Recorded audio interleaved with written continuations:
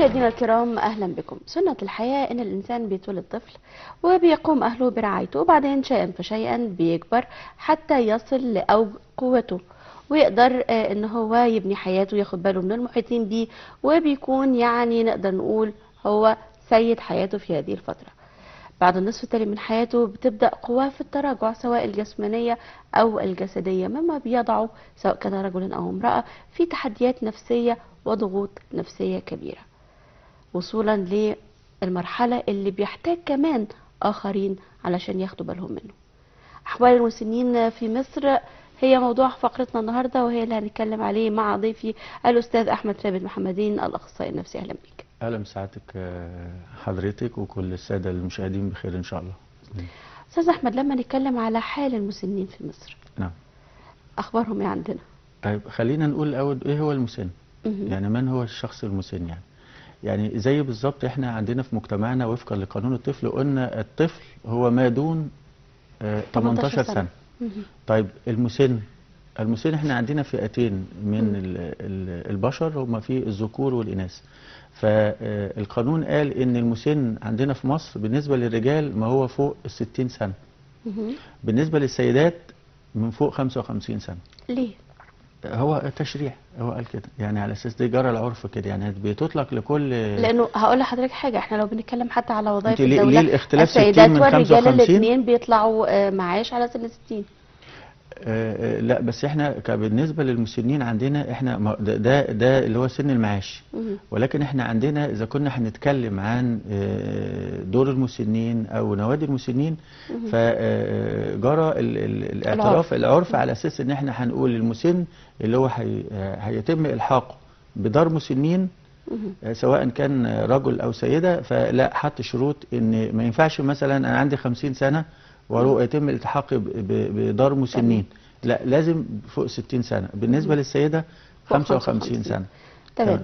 طيب أندية المسنين ودور المسنين، ايه الفرق بين الاثنين؟ الفرق بينهم ايه؟ الدار هي بالظبط بمثابة ايه؟ زي أسرة، زي بيت، زي منزل، في إقامة كاملة، يعني في إقامة كاملة في كل ما أوجه أنواع الرعاية، سواء كانت اجتماعية أو نفسية أو صحية أو دينية أو رياضية، وبيبقى في أنشطة كمان، وفي أنشطة. تمام.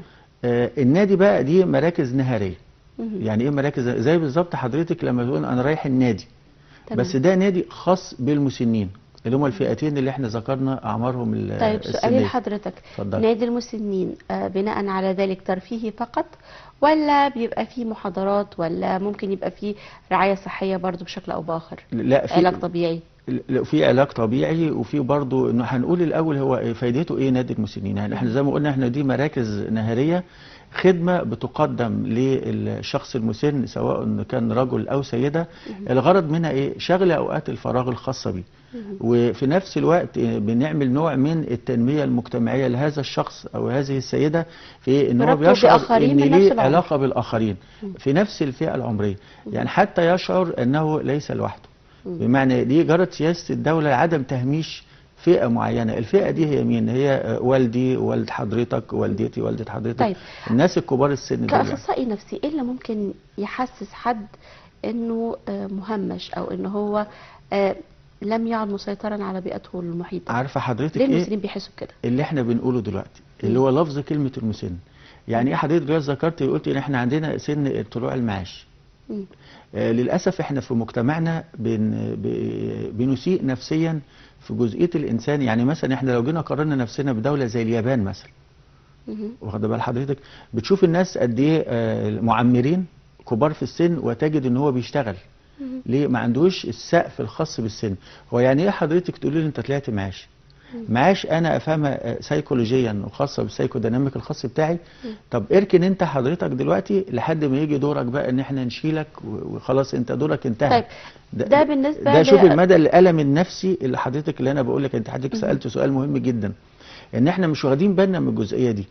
انت دلوقتي عايز تعمل كدوله انك انت عايز الجهاز الاداري عندك يعني مليان فيه كتير جدا، فانت في تكدس في الجهاز الاداري، فانت عايز تخلص العدد الكبير ده.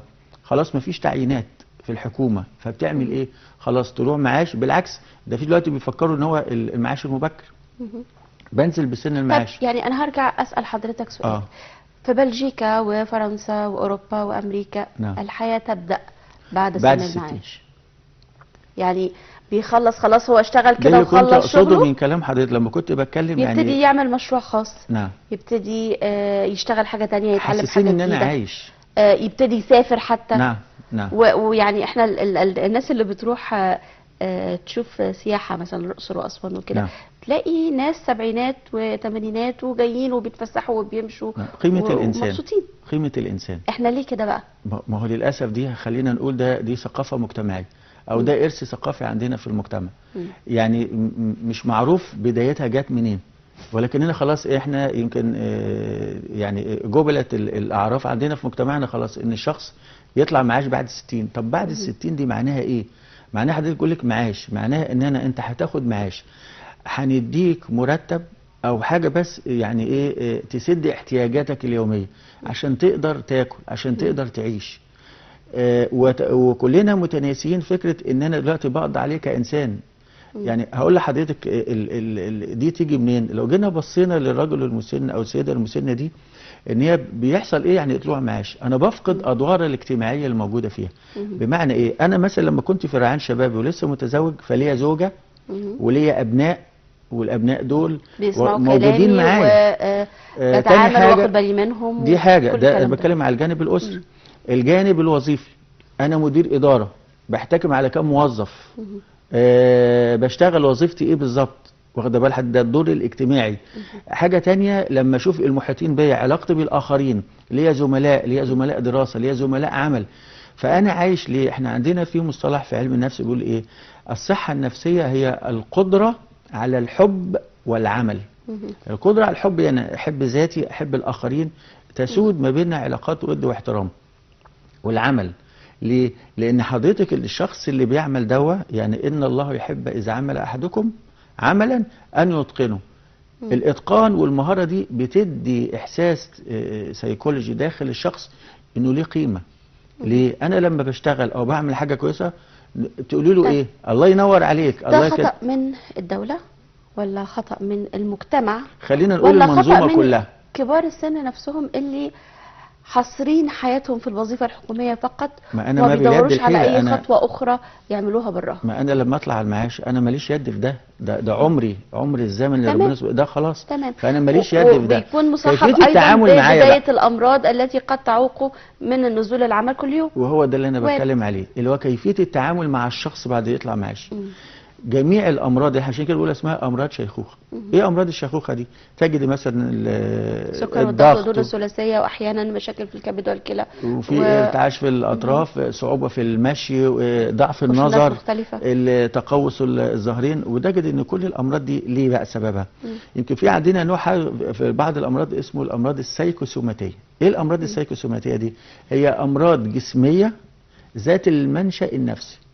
يعني الشخص لما يشعر بألم نفسي أنه لا قيمة، ينعكس على جسده طبعا بآلام جسدية. تجديها حضرتك مثلا ايه لما تكوني مثلا حضرتك مثلا بتحس بالصداع او مثلا ارتعاش او في عرق كتير، ده بيحصل ايه بقى؟ نتيجة انت مثلا وبعض آلام البطن والام القولون، ومشهورة بالنسبة للناس اول ما الناس تتعصب العرض الشهير او المرض الشهير قرحة المعدة أوي. او عنده القولون العصبي. ما ده سببها ايه؟ سببها نفسي، ولكن بيظهر في صورة عرض جسم. تمام. المسنين بقى كلهم جميعهم بيشعروا بهذه الامراض. طيب في المقابل ايه؟ ثانية واحدة، هم بيشعروا بهذه الامراض وهي مش عندهم اصلا، ولا لا هذا بيصابوا الاحساس بيصاب بيها ولا هذا الاحساس بالمرض وانقطاع القيمة زي ما حضرتك بتقول بيخليهم يشعروا بالاعراض مضاعفة عما هي؟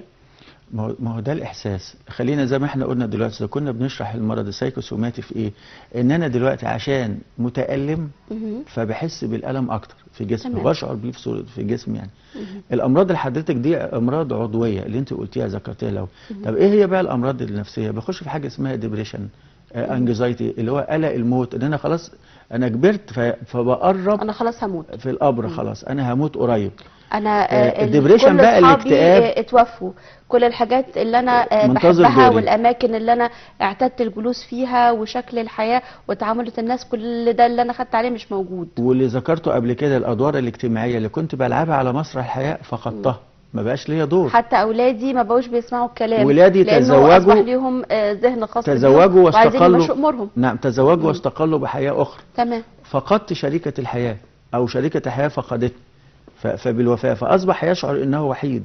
والتولز او يعني اللي نقول ايه الادوار اللي هي اللي حواليه دي خلاص اتفقدت بالنسبه له. خليني اسال حضرتك السؤال بطريقه مختلفه. نعم. كبار السن نعم. ماذا يحتاجون داخل المنزل وخارج المنزل؟ ما تعاملنيش ان انا كبير السن، مم. اللي هو ايه خلاص فقد دورك وكده. حتى تجد ايه يا عم طب هو ده ليه راجل ربط كبر. اصلا بين كبير السن وملوش دور؟ طيب ما انا بقول لحضرتك طب ما هو يبقى كبير السن هو خبرة، وجده اللي عارف، جده حبيبي، دي الثقافة اللي احنا والأب صاحب المعرفة. كم مننا عنده الثقافة دي، ان هذه الخبرة، ما هي لا، هذه هقول لحضرتك القيمة. حاجة، هو أساس الثقافات العربية والشرقية والإسلامية والمسيحية، يعني نعم. أساس الثقافات السماوية نعم. احترام الكبير. نعم. وحضرة النبي صلى الله عليه وسلم ليس منا من لم يوقر كبيرا كبير. ويرحم صغيرنا تمام. ويعطي عليه من حق. ده الجزئية الثانية اللي يمكن حتى يعني هو اسمحي ده لي ان انا اقولها. الأساس. نعم. وكان طول عمرهم الأجداد في العائلات القديمة، نعم. اللي كانت الأسرة ممتدة توقير فيها الكبير. بالظبط، يوقروا الكبير، وبيبقى صاحب كلمة تمشي على رقبة الأبناء كلهم. نعم. خليني اقول حاجة يعني في تعالي نتفق اتفاق. احنا اذا كنا بنتكلم عن دور المسنين، هو بعد اذن حضرتك يعني انا تعلمت حاجة من الاستاذ الدكتور عادل صادق رحمة الله عليه. قال خلي بالك لما تيجي تتعامل مع اي حالة اعمل كده. يعني ايه اعمل كده؟ حط نفسك مكانه. انت الان كبير السن، انت رجل مسن او انت سيدة مسنة، ماذا تحبي ان ايه يعني ايه اللي انت عايزاه من الاخر ان هو يعمله لك، او اللي انت يعاملك ازاي، كيف تحبي ان تعمل. عشان كده حضرة النبي صلى الله عليه وسلم قال لك حب لاخيك ما تحب لنفسك. يعني عامل الناس زي ما تحب ان انت تتعامل. انا دلوقتي كبير السن، مش انا محتاج حد يحنو عليا، حد ياخد بايدي. ده الحق سبحانه وتعالى قارن عبادته بالاحسان الى الوالدين. أكيد. وقضى ربك الا تعبدوا الا اياه وبالوالدين إحسان. الإحسان إلى الوالدين ما أقولهمش في دار مسنين، ما أقولهمش خلاص بقى أنت أعامله خلاص يعني، لا، ده أنا أحتويه. نسيت أنا في يوم من الأيام والدي أو والدتي كيف كانوا يحنوا عليا وأنا صغير. هو ده الرد الجميل الخاص بيا. وللأسف الشديد إحنا ليه تم إنشاء يعني دور المسنين؟ إحنا بنروح دور المسنين لأنه أبنائنا لم يعودوا يرغبون في وجودنا معاهم، لأن إحنا حمل ثقيل نسبة كبيرة لكن جدا. مش علشان إحنا رايحين نقعد مع ناس من نفس العمر. نعم. نتلقى الرعاية الطبية المناسبة ونفرفش بقى بعيدا عن الهموم الخاصة بالأسرة. أنا يمكن أقول لك بعض الحالات اللي إحنا شفناها أو عاصرناها فعلا، إن تجد إن إحدى الأمهات يعني اختيارا منها ذهبت إلى إحدى دور المسنين وهي تبكي بمرارة. سيدة الفاضلة طب ليه؟ إيه اللي حصل؟ قال عشان أنا ابني وزوجته يتخانقوا بسبب. هي تقول له والدتك وولد والدتي أهم حاجة عندي. تقول له طب أنا هسيب لكم البيت، وراحت رايحة دار مسنين. طيب هل شكل الرعاية في دور المسنين عندنا في مصر سيء بالدرجة اللي تبقى عقاب للمسن ان هو يروح هناك يبقى رايح غصب عنه؟ لا، مين اللي قال ان هي سيئة؟ هو ده انت حضرتك فهمت ده من كلامي؟ ولكنها هي مش سيئة، ده هي بديلة. احنا دور المسنين ده عبارة زي أسرة بديلة. يعني الأخصائي النفسي أو الأخصائي يعني الاجتماعي لو هي مكان جميل ومريح، هي مش بنفس الدرجة الحموية الخاصة بالعلاقة الموجودة في الأسرة. تمام. أصل الأخصائي النفسي ده مش ابني، أكيد ده راجل بيمتهن مهنة. واخده بال حضرتك؟ المهنة دي مهنة أخصائي اجتماعي، أخصائي نفسي. خدمات معاونة بيخدموا عليها، مشرف نهاري، مشرف ليلي إذا كنت تعبت أو حاجة، طبيب بيخدم عليا إذا كان مثلا في مدير الآخر للدار. هم مش أسرتي يعني، بديل. ده نوع من زي ما نقول إيه تخفيف يعني حدة الشعور بالألم. لا، ده في ناس عشان حتى يشعروه بالأنس والمؤنسة اللي هي جاي منها معنى الإنسان. طيب أنا هسأل حضرتك سؤال. بعض كبار السن بيحتاج لرعاية صحية لصيقة. نعم، اللي هو غير قادر على خدمة نفسه. لا، وأحيانا كمان بيكون الأبناء غير قادرين على تقديم هذه الرعاية الطبية المناسبة. نعم. وخاصة في وجود أطفال في نفس المنزل. نعم. في الحالة دي الوضع بيبقى إيه؟ هو معلش الجد أو الأب والأم كبار السن ده هو محتاج إيه؟ انت محتاج اذا كان مثلا ياكل لقمه كويسه او يشرب. لا لا، أو انا بتكلم عن الحالات اللي بتكون قاسيه شويه زي الزهايمر مثلا. مثلا في عندي تبول لا ارادي، يعني دي يعني برضه، مثلا وفي صعوبه حركه، مهم. وناهيك عن الالام اللي هو ان هو بيتحرك بصعوبه، او لازم واحد يدخله الحمام، او مم. يعني يبقى بيستند عليه او وبيبقى هو بيرتكز اليه. شخصيا غير قادر على تحمل دوشه وجود اطفال جنبه. دي بترتكز بقى لايه؟ ان هي طبيعه الشخصيات اللي موجوده او مهم. الامزجه الموجوده لدى كل طبيعه مسن، مهم. على حسب مثلا نشأته او حسب انطباعه او طباعه الموجوده الخاصه بيه. دي او مدى الالام اللي بيشعر بيها، بالاضافه احتياجه لدي. للراحه. بالاضافه لدي مهم. طبعا احنا حد بس عشان ايه جده تعبان. فحل الوضع ده يبقى ايه؟ طيب ما خلينا لما نبتدي من البدايه اصلا مم. ان احنا نبتدي الاسره. هل الاسره العلاقه داخلها علاقه حميميه مهم. اللي هي نطبق فيها التعاليم السماويه اللي حضرتك مشكوره اشرت ليها، اللي هي الاديان السماويه نصحتنا بيها؟ ليس منا من لم يوقر كبيرنا ويرحم صغيرنا ويعطي عليهم حق. كل الجزئيه دي والاحسان الى الوالدين ده اهم حاجه. مين فينا وهو صغير دلوقتي لما يجي يبص ايد والده او والدته؟ كثير جدا من ابنائنا يتعففوا او يتعففن عن يعني تقبيل ايدي الاب او الام، يجدوها كبيره. مم. ازاي؟ مش دوا يعني اقل حق لوالدي او والدتي عليا؟ بيشعر قيمه الاب والام لو فقدوا، لو فقد الاب والام بس بالوفاه. طول ما هو عايش ما طول بيبقاش ما هو مش مركز. حاسس بدي. مم. ولكن نجد نقول ايه؟ ان بعض يعني سامحهم الله اللي هو نوع من الجحود. مش هو ده رد الجميل للاب والام مم. اللي هو كان سبب في وجودي في هذه الحياه؟ مم. لو كلنا فهمنا ان احنا هيجينا في يوم يعني هيجي ان علينا انا يوم هتعامل نتقدم نفس في السن المعامله دي. ونحتاج لنفس الاحتياجات وليه يوصل لي مم. الشعور ده؟ ليه انا تمام. عامل عشان خايف ولادي يعاملوني كده؟ مم. طب ما لا، ده انا بتعامل كده لان ده حق عليا، ده فرض. بغض النظر انا يدينا ويديكوا طول العمر، انا مش عارف انا هعيش الاول ولا اولادي، فلا، ده واجب عليا. أكيد. ده الفرض، ده اللي احنا المفروض نوصله لاولادنا. المفروض نوصل ده في الحضانات، نوصل ده في المدارس، نوصل ده في الميديا الاعلاميه. انا باظهر الميديا الاعلاميه لو مؤاخذه يعني ان في بعض الافلام بتتندر على كبير السن او جد. روح قول لجدك يا كذا، يعني اشتم جدك، اضرب جدك. فتجد ان في بعض نقول الجانب الميديا سواء كانت مرئي او مسموع او مقرئ بيعامل كبار السن بالصوره اللي هي مش المفروض. انت تجد حتى حضرتك معظم يعني حتى بيوتنا دلوقتي بيتفرجوا على المسلسلات الهنديه. في الهنديه بتشوفي شكل الام عامل ازاي لما بينزلوا بيروحوا بيحاولوا يقبلوا رجليها. شوفي معنى الام، هي دي، ده معنى من ضمن مش المعاني. الأم بس، الأم والأب، يعني ده نوع من أنواع ده توقير مثل، الكبار بوجه عام. طيب سؤالي لحضرتك كالتالي: هل يحتاج كبار السن أحيانا لدعم نفسي لتعديل وجهة نظرهم عن الحياة بحيث ان هم يستطعموها أكتر ويقدروا يتقبلوا التغيرات اللي في حياة أبنائهم أكتر؟ ده بيحتاج ايه او بيرجع لايه؟ مدى احساسك بالدور والاهميه الخاصه بحضرتك. بمعنى انت اشعريني الاول بانسانيتي، ان انا ما زلت قائم او قادر على العطاء. مثل بسيط جدا، وان انا عايزاك في حياتي هقول لحضرتك كأب أو مثل. كأم. هقول لحضرتك مثل يعني والدي رحمه الله عليه كان ابني لسه صغير السن، وانا رايح بزور والدي وببوس يده، فبقول لابني بوس ايد جده. فبقول لجده ايه والدي رحمه الله، يا بابا اديله نفحه او اديله فلوس. فحتى كان يعني الزوجه بتقول طب يعني ده معاش ده، يعني قلت لها لا، لازم لما هو يدي حفيده يبقى حاسس ان هو لسه قادر على العطاء.